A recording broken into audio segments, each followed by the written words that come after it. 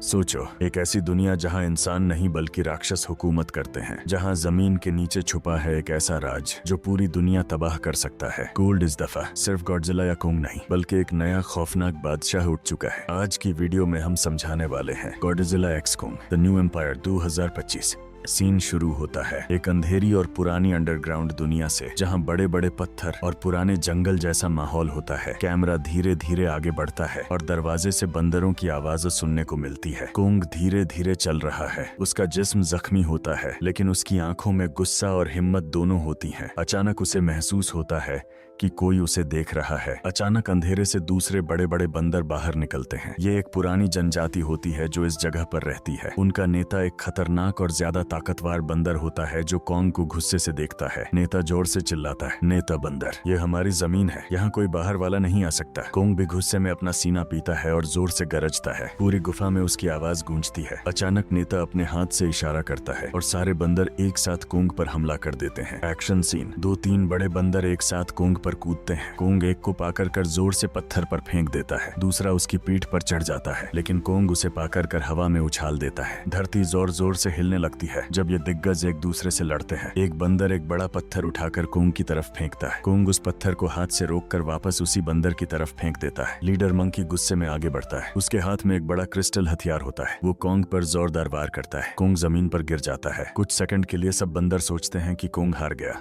Kong hollow अर्थ के अंदर अपनी नई दुनिया एक्सप्लोर कर रहा है जब उसे स्कार किंग की सेना और उसके खतरनाक राक्षसों का पता चलता है। स्कार किंग के पास एक और जबरदस्त टाइटन होता है जिसका नाम शिमो होता है, जो बर्फ और ठंड की ताकत रखता है। शिमो की ताकत इतनी ज्यादा होती है कि वो पूरी दुनिया का तापमान बदल सकता है। कोंग समझ जाता है कि ये जंग सिर्फ उसकी नहीं बल्कि पूरी दुनिया की है। इसी के लिए वह अपनी ताकत और बुद्धि का उपयोग करते हैं। स्कार किंग का सामना करने का फैसला करता है। सरफेस पर वैज्ञानिक इस सिग्नल को डिकोड करने की कोशिश करते हैं। एक छोटी लड़की जो कोंग से कनेक्ट होती है, वो महसूस करती है कि कोंग खतरे में है। टीम तय करती है कि वो हॉलो अर्थ में जाएगी और वहाँ जो हो रहा है उसे समझेंगे। लेकिन जैसे ही वो नीचे जाते हैं, उन्हें पता चलता है कि ये सिर्फ एक जंगल नहीं बल्कि एक युद्ध क्षेत्र बन चुका है। पीठ पर खून के धब्बे थे, यहाँ तक कि उनके अपने जैसे लोगों के सिर भी उनके बगल में रखे थे, मानो उन लोगों के लिए चेतावनी हो जो ढिलाई बरत रहे थे। एक बूढ़ा थककर विशाल वानर ने एक पत्थर फेंक दिया। पास में मौजूद ओवरसियर अपने साथी कबीले के सदस्य के साथ फोरमैन को खुलेआम बुरा बर्ताव करते देखकर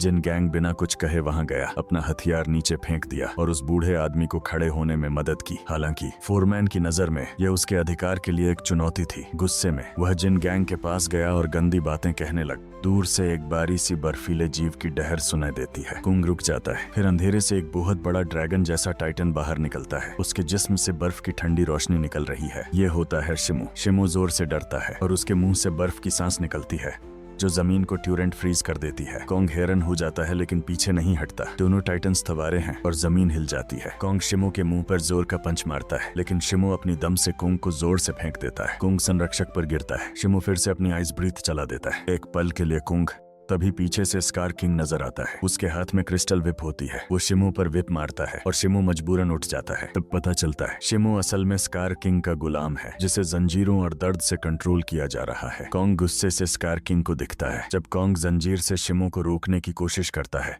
शिमो जोर से डरता है। उसकी आंखों में गुस्सा और दर्द दोनों नजर आता है। अचानक शिमो अपना सारा जिस्म झटकता है। जंजीर टूट जाती है और कोंग पीछे पत्थरों पर गिर जाता है। शिमो गुस्से में अपना सारा ऊपर उठता है और फिर से बर्फ की सांस चला देता है। नीली बर्फानी एनर्जी सीधी कोंग की तरफ जाती है और जमीन तुरंत जाम जाती है। कोंग मुश्किल से साइड होता है, लेकिन उसका एक बाजू बर्फ से फ्रीज हो जाता है। कोंग गुस्से से डरता है और जोर लगाकर बर्फ तोड़ देता है। फिर वो एक बड़ा सा पत्थर उठाकर शिमो की तरफ फेंकता है। पत्थर सीधा शिमो के सर पर लगता है। शिमो पीछे हट जाता है और गुस्से में अपनी दम से कोंग पर वार करता है। अब असली जंग शुरू होने वाली है।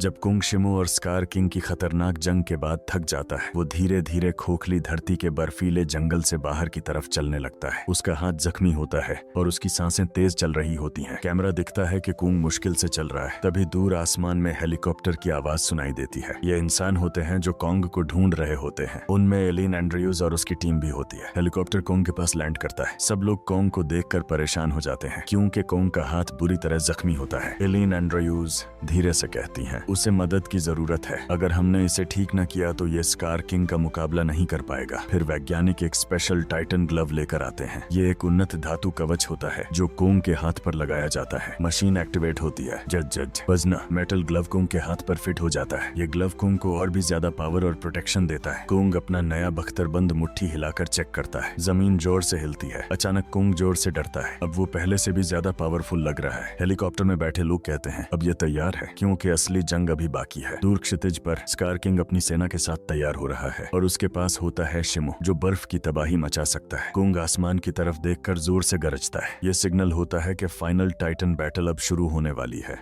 जब कोंग हॉलो अर्थ से बाहर निकलता है तो स्कार किंग अपनी पूरी ताकत के साथ उसका इंतजार कर रहा होता है। स्कार किंग के हाथ में क्रिस्टल व्हिप होती है और उसकी आंखों में लाल गुस्सा और बदला होता है। जब वो आगे बढ़ता है, कोंग अपना टाइटन ग्लव और जंजीर के कॉम्बिनेशन के साथ उसका सामना करता है। पहले स्कार किंग जोर से व्हिप से कोंग पर वार करता है, लेकिन कोंग अपनी सजगता और ताकत से डॉज कर लेता है और एक बड़ा पत्थर उठाकर स्कार किंग की तरफ फेंक देता है, जो उसके हाथ से निकलकर उसकी तरफ से कुछ दूरी पर गिरता है। स्कार किंग इसके अंदर और ज्यादा पावरफुल हो जाता है और दोबारा चार्ज करता है। इस बार व्हिप से कोंग के हाथ और कंधे को लपेट लेता है। कोंग जोर से गुस्से में गरजता है और अपने ग्लव्स की पूरी ताकत से स्कार किंग पर एक स्पिनिंग अपरकट मारता है, जिससे स्कार किंग का बैलेंस खराब हो जाता है और वो पीछे गिर जाता है। कोंग इस मौके का फायदा उठाकर अपनी चेन उठाता है और स्कार किंग को लपेटकर जोर से जमीन पर गिरा देता है। स्कार किंग क्षण भर के लिए फांस जाता है, लेकिन अपनी क्रिस्टल व्हिप की मदद से उठने की कोशिश करता है। उसके हर कदम के साथ बर्फ और धूल का धमाका होता है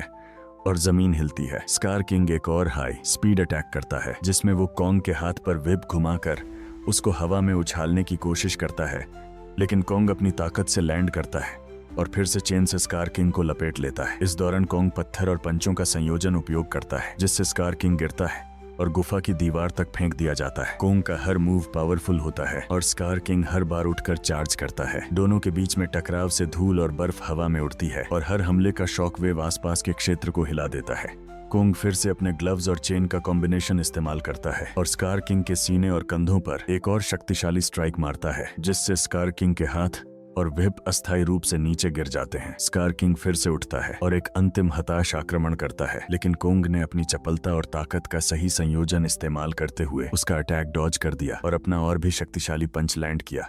जब कोंग स्कार किंग को अस्थायी रूप से पराजित कर दिया जाता है और मानव हेलीकॉप्टर से निरीक्षण करते हैं, तब क्षितिज से एक नई खतरनाक शक्ल नजर आती है।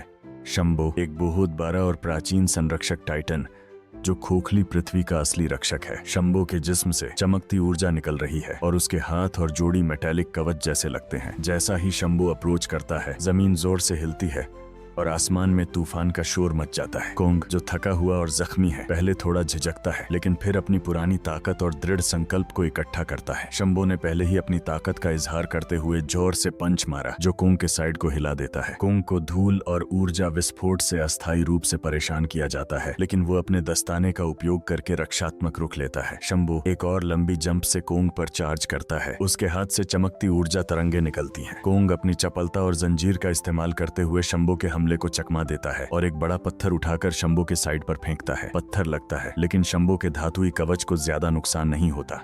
कोंग फिर रणनीतिक रूप से शंबो के पीछे कदम रखता है और चेन को उसकी गर्दन के इर्द गिर्द लपेटने की कोशिश करता है। शंबो जोर से संघर्ष करता है और अपनी चमकती ऊर्जा से श्रृंखला को तोड़ने की कोशिश करता है। कोंग फिर अपने दस्तानों का अधिकतम बिजली उपयोग करता है और चेन को एक मजबूत कार देता है। दोनों दिग्गजों के बीच में टकराव से धूल, बर्फ और ऊर्जा तरंगे हवा में उड़ती हैं और आसपास की चट्टानें और खंभे गिर जाते हैं। कोंग फिर शंबो के पैरों पर एक समन्वित किक देता है, जिससे शंबो संतुलन खोता है और थोड़ी देर के लिए लड़खड़ाता है। शंबो गुस्से में अपनी ताकत का और इजहार करता है और एक और एनर्जी ब्लास्ट निकलता है, जो कोंग को जमीन पर गिरने पर मजबूर करता है। लेकिन कोंग उठता है और अपने दस्ताने और चेन का कॉम्बिनेशन इस्तेमाल करते हुए शंबो के सीने और कंधों पर एक और भारी स्ट्राइक